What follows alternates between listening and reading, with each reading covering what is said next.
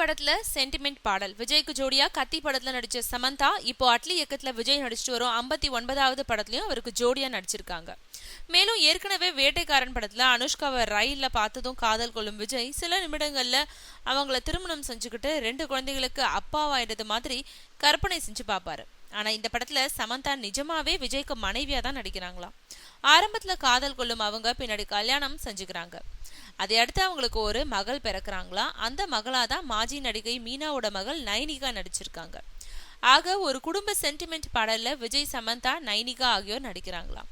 அந்த பாடலை இப்போ கோவாவில் படமாக்கிட்டு இருக்காரு அட்லி. அதோடு விஜய், எமி ஜாக்சன் சம்பந்தப்பட்ட ஒரு கனவு பாடலும் அங்கு படமாகுதான்.